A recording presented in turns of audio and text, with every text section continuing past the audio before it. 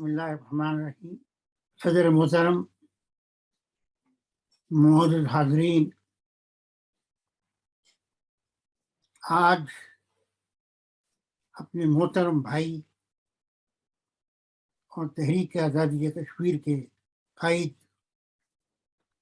سید ایوب شاہ گیلانی کی پہلی برسی.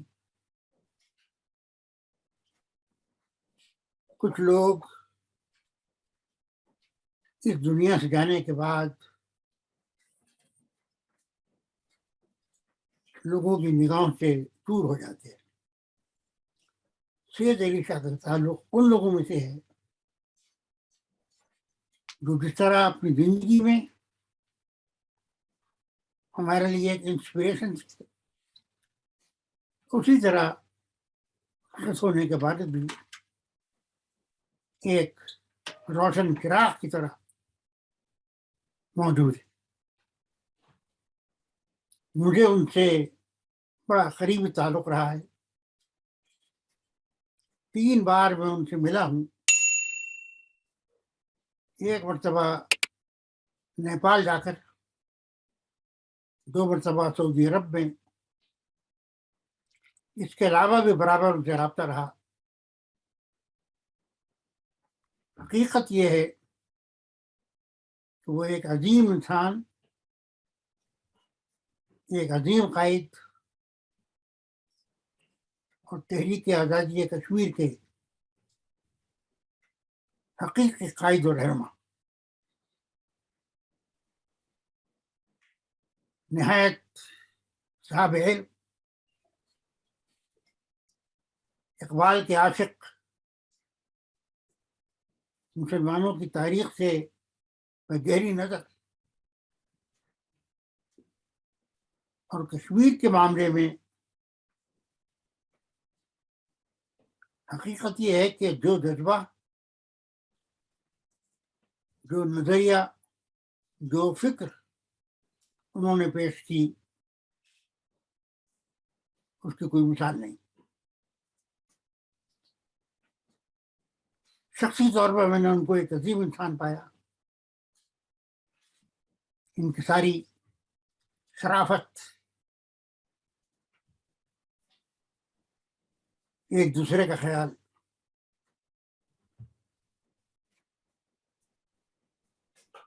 لیکن میری نگاہ میں وہ محض ایک فرد نہیں،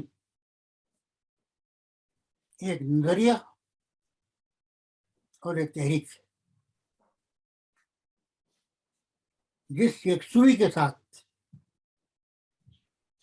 جس کلیئرٹی کے ساتھ، جس کنسسٹنسی کے ساتھ انہوں نے کشمیر کے کاز کو پیش کیا اپنی قوم کے سامنے،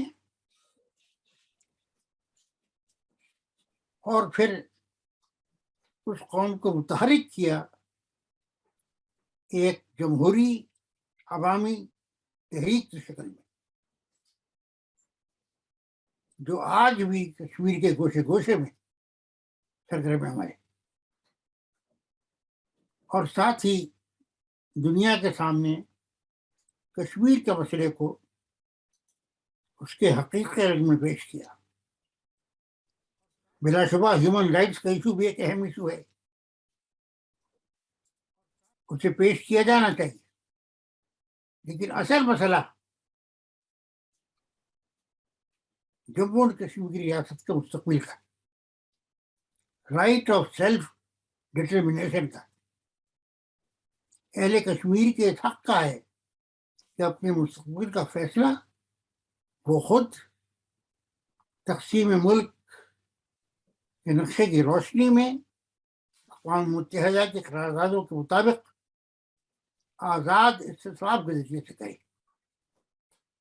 اور جب تک یہ واقع نہیں ہوتا ہے کشمیر کا مسئلہ حل نہیں ہو سکتا. اس بارے میں میں نے جو یکسوئی، جو کلیئرٹی سید علی گیلانی کا دیکھی وہ مثالی ہے.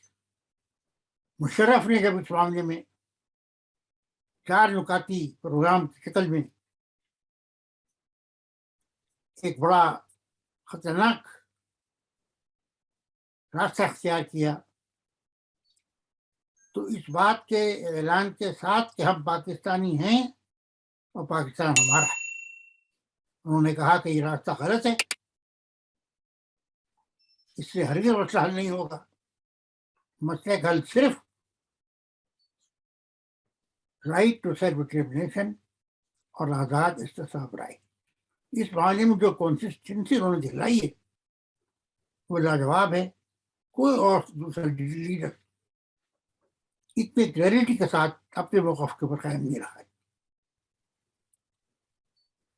پھر اگلی بات یہ ہے کہ انہوں نے اس کے لیے قربانیاں دی، جدوجہد کی، جیلوں میں رہے، تقریباً 10 سال جیل رہے ہیں، اور اتنی ہیں 10 سال سے کچھ زیادہ اپنے گھر میں نظر بند رہے، ان پر تشدد کیا گیا، لیکن مجال ہے کہ جو کوئی لغزش ان کے قدم میں آئی ہو، وہ استقامت کا مجسمہ اور نمونہ،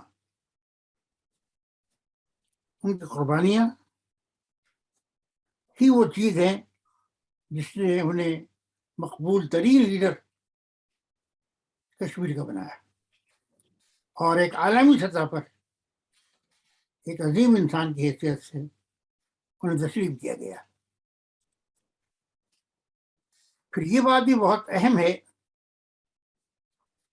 کہ ان کی عوامی تحریک خالص جمہوری، منظم اور ہر جماعتی تعصب سے پاک، بلا شبہ وہ جماعت کے لیڈر تھے، جماعت اسلامی کے آخری وقت تک جماعت اسلامی کے رکن رہے ہیں، لیکن کشمیر کے کاز کے لیے انہوں نے ہر کسی کو اپنے ساتھ ملایا، متحدہ جماعت قائم کیے، اور اس طرح ملک گیر سطح کے اوپر اس کام کو انجام دیا۔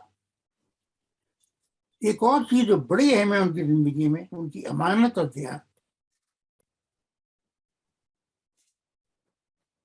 حتیٰ کہ ان کے مخالفین بھی اس بات کے متعلق ہیں۔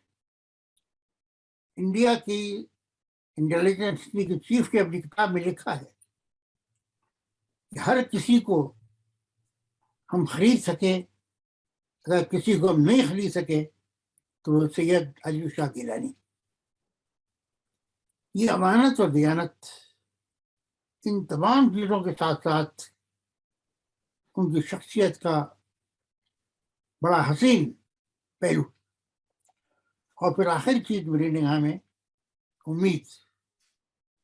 حالات کیسے بھی سخت ہو، مشکلات کیسی بھی ہو، لیکن میں نے ہمیشہ ان کو پر امید پایا، پر عزم پایا۔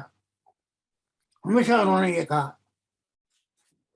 کہ ہم اور یہ تحریک انشاءاللہ کامیاب ہو کر رہے گی، ہم مجھے یقین ہے کہ کامیاب ہو کر رہے گی۔ تھوڑا بہت مطالعہ جو تحریک تو میں نے کیا، اس کی بنا پر میں کہہ سکتا ہوں کہ وقت تو لگے گا، یہ خواہ فلسطین ہو یا کشمیر ہو، انشاءاللہ یہ تحریک کامیاب ہو کر رہے گی۔ اس موقع پر میں یہ بھی کہنا چاہتا ہوں کہ پاکستان، یہ ہماری ذمہ داری ہے۔ کشمیر کا مسئلہ بلا شبہ کشمیریوں کا مسئلہ ہے، لیکن اسی طرح وہ ہمارا مسئلہ ہے۔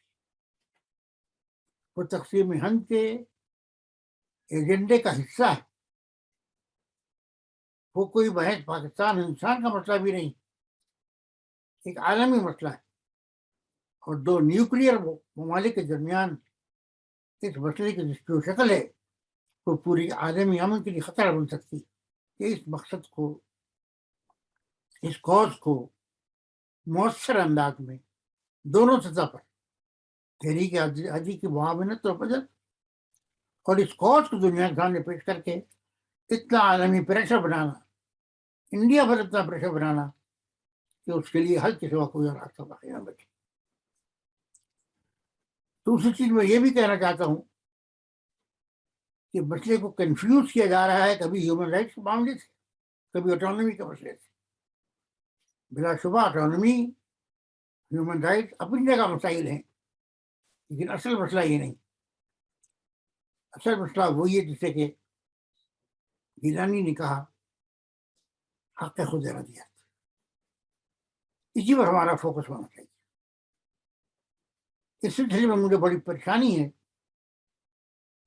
کہ 5 جنوری 2019 کو ہندوستان نے جو